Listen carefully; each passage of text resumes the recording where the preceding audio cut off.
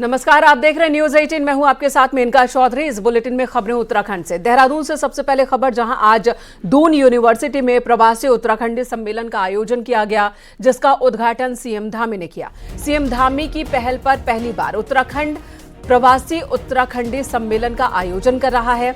वहीं सीएम पुष्कर सिंह धामी ने जल्द ही राज्य में प्रवासी उत्तराखंड परिषद के गठन का ऐलान किया।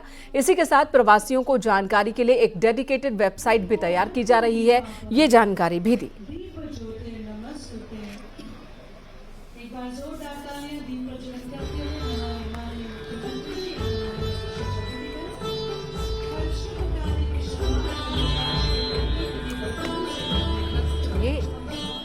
आप सबको देखते हुए आज के अवसर पर ये घोषणा करता हूं कि हम राज्य में प्रवासी उत्तराखंड परिषद का गठन करेंगे, ताकि इस दिशा में और जो है काम आगे बढ़े और एक व्यवस्थित तरीके से, प्रभावी तरीके से काम किया जा सके। आप सभी उत्तराखंड के प्रवासी भाई बहनों को प्रदेश के संबंध में विभिन्न जानकारियां उपलब्ध कराने और आपकी समस्याओं को दूर करने के उद्देश्य से एक डेडिकेटेड वेबसाइट भी तैयार की जा रही है। इसके बारे में मुख्य सचिव महोदय ने यहाँ से शुरुआत में ही बताया। भाइयों बहनों, आप सभी प्रवासी भाई बहनों ने संघर्ष, सफलता एवं अनुभव के आधार पर जो विभिन्न क्षेत्रों में एक मुकाम हासिल किया है। आप में से बहुत सारे मातृ सेवा, मातृभूमि की सेवा करने में भी एक कदम और आगे बढ़ते हुए विभिन्न क्षेत्रों में, पर्यटन के क्षेत्र में, विज्ञान के क्षेत्र में, प्रौद्योगिकी और उद्योग के क्षेत्रों में और बहुत सारे क्षेत्र जिसको भी आप स्वयं तय कर लें। कोई हम यहां से आपकी सीमा नहीं तय कर सकते। और चमोली जी ने जैसा कहा ना, आगे बढ़ने की सीमाएं अनंत हैं। क्या मनुष्य जहां तक जाए, जितना सोचे, जितना करना चाहे, वो अनंत तक कर सकता है। उसकी कोई सीमा नहीं है। इसलिए हम भी आपको सीमा में नहीं बांटते हैं। पिथौरागढ़ से बड़ी खबर आ रही है। आज दिल्ली और पिथौरागढ़ के बीच हवाई सेवा शुरू हो गई। सुबह 21 यात्रियों को लेकर 42 सीटर प्लेन पिथौरागढ़ पहुंचा, जहां केंद्रीय राज्य मंत्री अजय टम्टा ने यात्रियों का स्वागत किया। आपको बता दें, हफ्ते में 3 दिन उड़ान यहां से इस एयरलाइंस की ओर से लोग भर सकेंगे। अलायंस एयर का ये प्लेन हफ्ते में 3 दिन सेवा उपलब्ध करवाएगा और आज से शुरुआत हो गई है।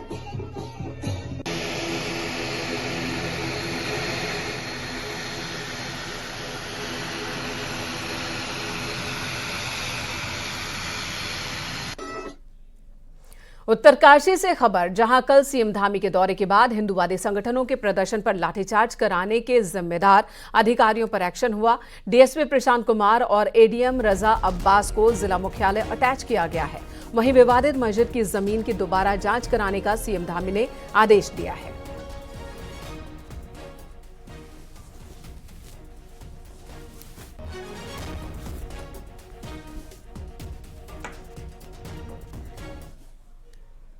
अगली खबर का रुख कर लेते हैं। उत्तराखंड स्पेशल टास्क फोर्स ने हिरण की कस्तूरी और अंगों के साथ एक तस्कर को विकासनगर से गिरफ्तार किया।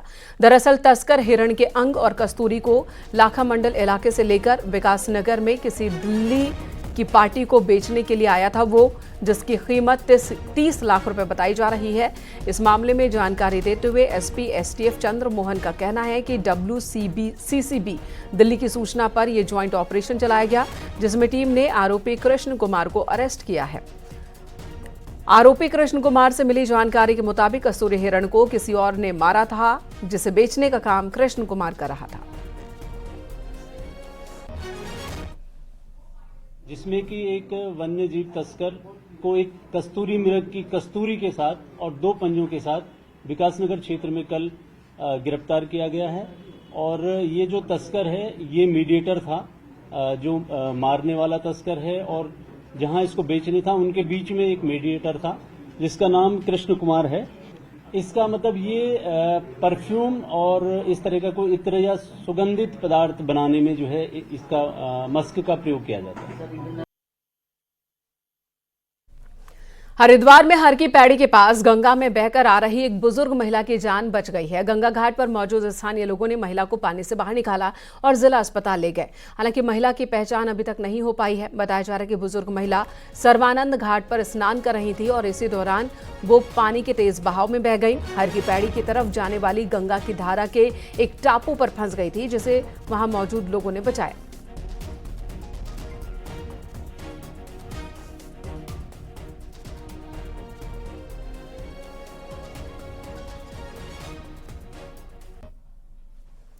अल्मोड़ा जिले में कई बसें ऐसी हैं जो अपनी उम्र पूरी कर चुकी हैं, लेकिन उसके बाद भी यात्रियों को लेकर ये बसें सड़कों पर दौड़ रही हैं।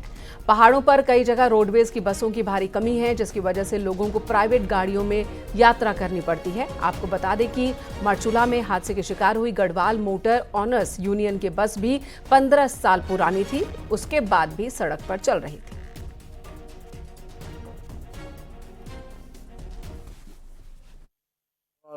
डिपो में 14 शेड्यूल थे, उसमें से 10 गाड़ियाँ चल रही हमारी, और हमारी 2 गाड़ी और आई हैं, उसमें भी नई गाड़ियाँ और नई रोड खोलने के डिमांड हैं। मेरे ख्याल से 10 गाड़ियाँ और आने की मतलब डिमांड करी, 10 गाड़ियाँ और भी आएंगी तो हम नया मार्ग भी खोलेंगे। और सीनियर फोरमैन के अनुसार अभी मतलब उन्होंने बताया कि हमारी कम से कम 16 गाड़ी जो हैं 7 लाख किलोमीटर से अधिक चल चुके हैं। हम लोग एक वेलफेयर स्टेट है भारत, हर जगह रोडवेज की बसें होनी चाहिए। हर व्यक्ति टैक्सी में जाने में सक्षम नहीं है, इतनी क्षमता नहीं है हर व्यक्ति की, तो निश्चित रूप से खास तौर पे उन। और इस वक्त बड़ी खबर आ रही है, अभिनेता शाहरुख खान को धमकी मिली है। सलमान खान के बाद अब शाहरुख खान को धमकी मिली है। बड़ी खबर है इस वक्त, सलमान खान को धमकी देने के मामले में बिश्नोई का नाम सामने आया था। काले हिरण को शिकार को लेकर सलमान खान को धमकी की बात सामने आई। सलमान खान की सुरक्षा बढ़ा दी गई है, लेकिन अब अभिनेता शाहरुख खान को भी धमकी मिली है। बड़ी खबर इस वक्त, शाहरुख खान को जान से मारने की धमकी मिली है। बांद्रा थाने में फिलहाल शाहरुख ने शिकायत दर्ज करवा दी है। तो शाहरुख को जान से मारने की धमकी मिली है, जिसकी शिकायत उन्होंने बांद्रा थाने में दर्ज करवाई है। जान से मारने की धमकी किसी ने शाहरुख खान को दी है। बड़ी खबर इस वक्त आ रही है, बॉलीवुड के सितारों को सलमान खान के बाद अब शाहरुख खान को धमकी मिली है। धमकी देने वाला शख्स कौन है, ये भी हम आपको बताएंगे। धमकी में और क्या कहा गया है, पूरी डिटेल आपको बताएंगे। अभी तक की खबर के मुताबिक शाहरुख खान ने बांद्रा थाने में शिकायत दर्ज करवाई है। उन्हें जान से मारने की धमकी किसी ने दी है। इससे पहले सलमान खान को जान से मारने की कई बार धमकी मिल चुकी है। उनके पूरे परिवार को खत्म करने की धमकी मिली हुई है। सलमान खान को सुरक्षा मुहैया कराई गई है। बाबा सिद्दीकी की हत्या के बाद इस तरह की धमकियों का सिलसिला और तेज हो गया है। हाल ही में दशहरे के दिन बाबा सिद्दीकी की हत्या कर दी गई थी। उनके बेटे के ऑफिस के बाहर जब वो मौजूद थे, गोली मारकर उनकी जान ले ली गई थी, जिसमें लॉरेंस बिश्नोई गैंग का नाम सामने आया। सलमान खान को धमकी के मामले में भी बिश्नोई का ही नाम बार बार सामने आता है। हालांकि बिश्नोई का कहना है कि सलमान खान को उसने धमकी दी थी बहुत पहले, वो भी इसलिए क्योंकि उन्होंने काले हिरण का शिकार किया था। सलमान माफी मांग ले तो फिर उन्हें मारने की कोई धमकी मेरे तरफ से है नहीं। इसी बीच अब शाहरुख खान को भी जान से मारने की धमकी मिली है। बांद्रा पुलिस स्टेशन में शाहरुख ने FIR दर्ज करा दी है।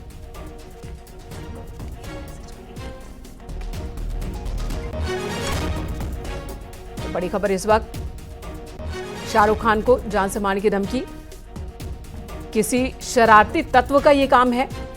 ये मामला कितना गंभीर है और पुलिस इसे कैसे ले रही है, तमाम जानकारी आपको देंगे। फिलहाल शाहरुख ने शिकायत दर्ज करा दी है। बांद्रा पुलिस स्टेशन में FIR भी दर्ज हो गई है।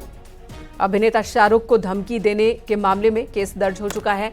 शाहरुख को धमकी किसने दी है, क्या कोई शरारती तत्व है, किसी ने शैतानी की है, शरारत की है, या डराने के उद्देश्य से ही शाहरुख को यह धमकी दी गई है। पुलिस अब इस पूरे मामले की जांच करेगी।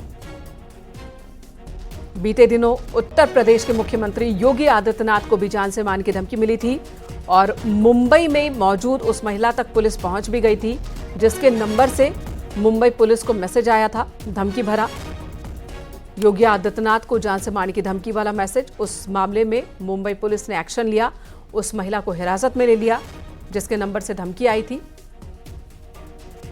और अब अभिनेता शाहरुख खान को धमकी मिली है, जान से मारने की धमकी मिली है। बड़ी खबर इस वक्त है, शाहरुख खान ने बांद्रा थाने में केस दर्ज करवाया है और पुलिस इस मामले की तह तक पहुंचने की कोशिश में जुट गई है। पुलिस ऐसे हर एक मामले को गंभीरता से लेती है। उस नंबर को ट्रेस किया जाता है जिस नंबर से धमकी आई होती है। तो सलमान के बाद अब शाहरुख खान को जान से मारने की धमकी मिली है। शाहरुख खान ने खुद इस बात की जानकारी दी और साथ ही बांद्रा पुलिस स्टेशन में जाकर केस दर्ज करवाया है। हमारी सहयोगी प्रीति इस वक्त फोन लाइन पर मौजूद है। प्रीति, इस बारे में और बताएं, धमकी देने वाले ने कैसे मैसेज किया है, फोन किया है या किसी और जरिए से धमकी दी है? क्या है उस धमकी में? ये जो धमकी आई थी शाहरुख खान को दिवाली के दिन आई थी। 2 नवंबर को शाहरुख खान का बर्थडे था। उसके पहले उनके घर मन्नत के लैंडलाइन पर जो है ये फोन आया था, जिसके बाद में बांद्रा पुलिस में इसकी एफआईआर रजिस्टर की गई थी। और मुंबई पुलिस ने जब इसकी तहकीकात की तो पता लगा कि किसी 20 साल के फैजान शेख नाम के एक लड़के ने जो है ये धमकी दी थी और ये धमकी में जो है उसने फोन किया था। साथ में ही जो है ये खबर आने के बाद और एफआईआर रजिस्टर होने के बाद जो है मुंबई पुलिस ने छत्तीसगढ़ पुलिस को कांटेक्ट किया था। और ये भी बताया जा रहा है कि मुंबई पुलिस की एक टीम जो है छत्तीसगढ़ के रायपुर जाने के लिए रवाना हुई है। और ये बताया जा रहा है कि वो जो लड़का जिसने धमकी दी थी उसको पुलिस ने हिरासत में लिया है। ये बताइए, ये केस कब दर्ज हुआ था और पुलिस ने इस लड़के की गिरफ्तारी कब की है? देखिए, आज सवेरे ही जो है उसको हिरासत में लिया गया है और मुंबई पुलिस और साथ में ही जो है छत्तीसगढ़ पुलिस का ये ज्वाइंट ऑपरेशन बताया जा रहा है। और ये लड़के ने जो है दिवाली के दिन ये धमकी दी थी और उसके 2 दिन के बाद ही जो है शाहरुख खान का जन्मदिन था। मन्नत बंगलो पे जाकर उसने फोन किया था और वहीं पे उसने मन्नत के लैंडलाइन पे फोन करके धमकी दी थी। अब पूरे इस मामले में जो है मुंबई पुलिस ने तहकीकात शुरू की है और ये बताया जा रहा है कि लड़के का नाम फैजान शेख बताया जा रहा है। जी, फैजान की गिरफ्तारी हो गई है। इसके बैकग्राउंड के बारे में कोई जानकारी है? 20 साल उम्र बहुत कम है, लेकिन ऐसे मामलों में अक्सर अभी हाल फिलहाल जितनी भी गिरफ्तारियां हुई हैं उसमें उम्र धमकी देने वाले की ऐसी कम ही मिल रही है, 19 साल 20 साल। इसके बैकग्राउंड को लेकर पुलिस क्या बता रही है? पुलिस ने अभी तक इसके बारे में बताया नहीं, लेकिन ये कहा जा रहा है कि उसकी उम्र जो है करीब 20 साल की है और वो छत्तीसगढ़ के रायपुर का रहने वाला है। पुलिस ये मानती है कि ये प्रैंक कॉल हो सकता है क्योंकि इससे पहले भी जो है सलमान खान और जिसान सिद्दीकी को इस तरीके की ही धमकी भरे फोन आए थे। और इस मामले में भी जो है मुंबई पुलिस ने जिन्होंने प्रैंक कॉल किया था उनको गिरफ्तार किया है। इसके पहले मुंबई के उल्लासनगर की एक महिला ने भी जो है इस तरह की धमकी दी थी, उसको भी जो है पुलिस ने हिरासत में लिया था। धन्यवाद आपका इस वक्त पूरी जानकारी देने के लिए प्रीति। पर हरिद्वार से जहां सिडकुल में खड़ी क्रेन में अचानक आग लग गई, जिससे अफरा तफरी मच गई। सूचना पर मौके पर पहुंची फायर ब्रिगेड की टीम ने बमुश्किल आग पर काबू पाया। आग लगने की वजह फिलहाल साफ नहीं है।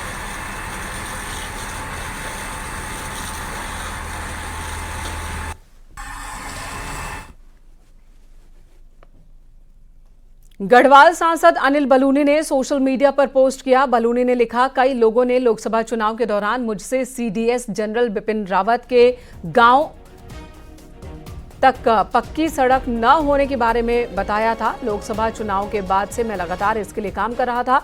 मुझे आप सभी को बताते हुए अब खुशी हो रही है कि यमकेश्वर में द्वारीखाल ब्लॉक के कांडाखाल चैलू सैंड मार्ग से सैंड तक सड़क के लिए प्रशासन ने वित्तीय मंजूरी दे दी है, जिसके बाद जल्द ही बिपिन रावत के गांव तक सड़क का काम पूरा हो जाएगा।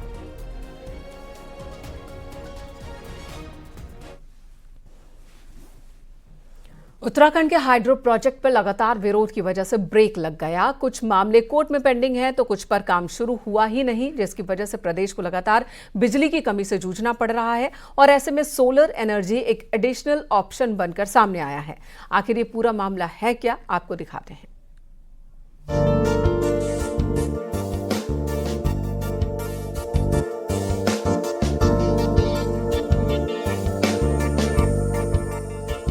उत्तराखंड में बीते 1 साल में सिर्फ 613 मेगावाट बिजली सूरज की रोशनी से बन रही है और इसमें घरों में लगने वाले छोटे प्लांट से लेकर बड़े कमर्शियल प्लांट तक शामिल हैं। दरअसल उत्तराखंड में मुख्यमंत्री स्वरोजगार योजना के तहत सोलर प्लांट लगाने के लिए 45 से 55% तक सब्सिडी मिल रही है। और प्लांट से होने वाले बिजली उत्पादन को उत्तराखंड पावर कॉरपोरेशन खरीदेगा।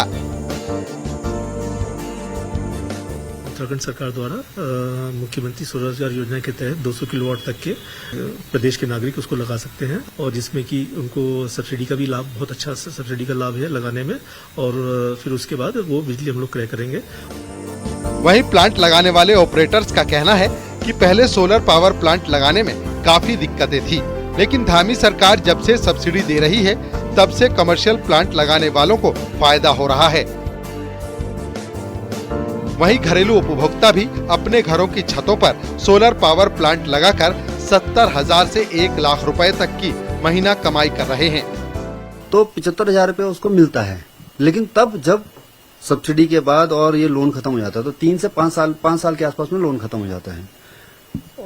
इनपुट तो बहुत बढ़िया है। जो लड़के जो है बाहर जाके क्या कर रहे हैं, दिल्ली जाएंगे, मुंबई जाएंगे या विदेश जाएंगे, कितना कमाएंगे? तो अपने गांव में रह के इम्प्लीमेंट करें। ये सोलर से बढ़िया कुछ नहीं है, इसमें मेहनत तो है नहीं ज्यादा।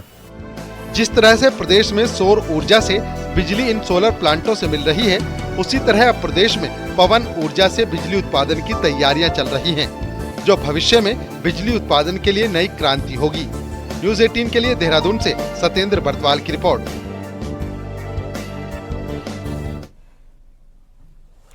अल्मोड़ा के मरचूला में हुए बस हादसे के बाद अब विकासनगर में भी परिवहन विभाग हरकत में आया है। चेकिंग के दौरान 28 गाड़ियों के चालान किए गए। इसके बाद भी गाड़ियों में ओवरलोडिंग का काम जारी है और नियम कायदों की धज्जियां उड़ाई जा रही हैं।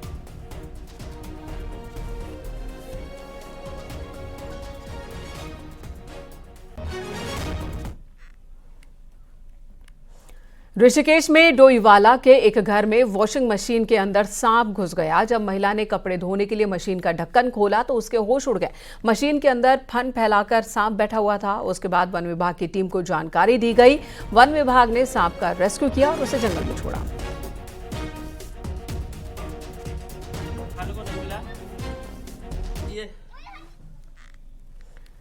उत्तरकाशी से खबर, जहां चिन्याली सौण बीते 5 महीने से लापता विवाहिता का कोई सुराग अभी तक नहीं मिला है। गुस्साए परिजनों ने अनिश्चितकालीन धरना शुरू किया है। आर्च ब्रिज पर प्रदर्शन करते हुए लोगों ने पुलिस और प्रशासन के खिलाफ नारेबाजी की और परिजनों का कहना है कि महिला का पता नहीं चलने तक आंदोलन जारी रहेगा। आपको बता दें, 17 मई को कविता कुकरेती अपने ससुराल से लापता हो गई थी, जिसके बाद से ही उनके परिजन उन्हें तलाश रहे हैं।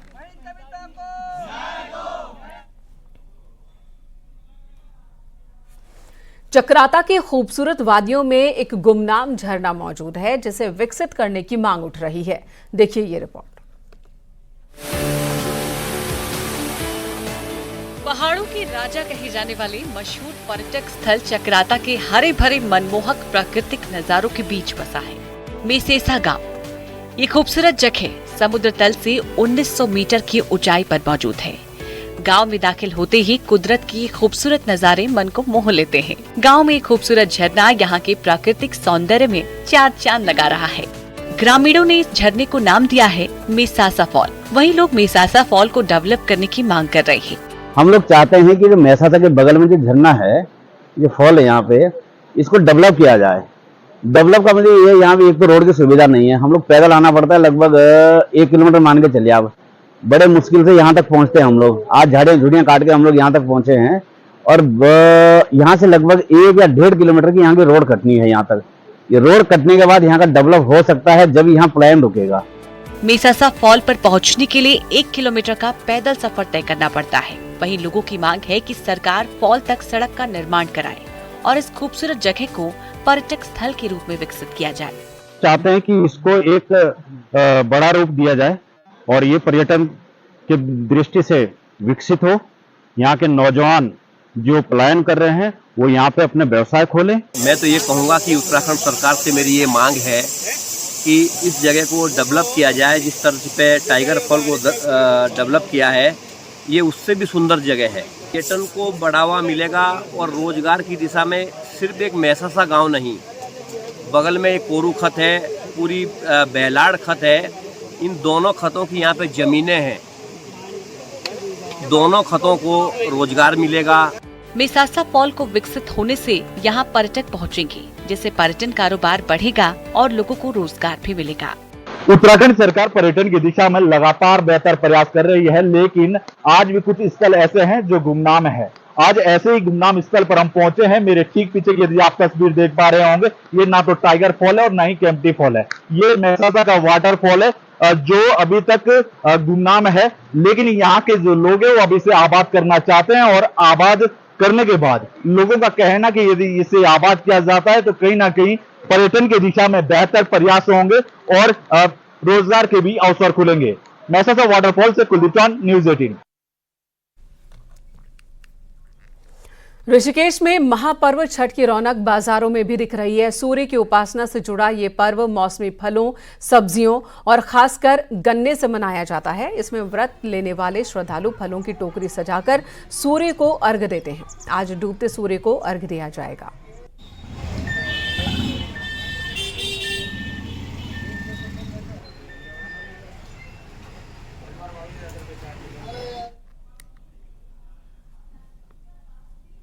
चार अक्टूबर को लैंसडाउन के जय हरिखाल में हुए मैक्स हादसे की मजिस्ट्रियल जांच की जा रही है। हादसे में 3 यात्रियों की मौत और 10 यात्री जख्मी हो गए। हादसे के बाद डीएम पौड़ी की ओर से एसडीएम लैंसडाउन को हादसे की मजिस्ट्रियल जांच की जिम्मेदारी सौंपी गई थी। हालांकि जांच की रिपोर्ट 15 दिनों के अंदर जमा करने के निर्देश दिए गए थे, लेकिन डेडलाइन खत्म होने के बाद भी अभी तक हादसे की जांच रिपोर्ट सामने नहीं आई है। मंथ में हमारा एक एक्सीडेंट हुआ था, तो एक्सीडेंट की मजिस्ट्रियल इंक्वायरी के लिए मैंने एसडीएम लैंसडाउन को 15 डेज का टाइम दिया था। अभी फ़ोन पे उनके द्वारा अवगत कराया गया है। कुछ और समय की आवश्यकता है, तो इस संबंध में जल्दी वो अपनी रिपोर्ट सबमिट करेंगे। गंगोत्री धाम से 1100 लीटर गंगा जल लेकर चली गंगा कलश यात्रा बुधवार हरिद्वार पहुंची। हरिद्वार में मनसा देवी चरण पादुका मंदिर में अखाड़ा परिषद के अध्यक्ष महंत रविंद्रपुरी ने यात्रा का भव्य स्वागत किया। पूजा अर्चना के बाद गंगा कलश यात्रा नेपाल के लिए रवाना हो गई। कई पड़ावों को पार करने के बाद यात्रा 11 नवंबर को नेपाल पहुंचेगी और नेपाल में गंगोत्री धाम के गंगा जल से पशुपति मंदिर में भगवान शिव का जलाभिषेक किया जाएगा। बना तो रहा, मुझसे ले लिया।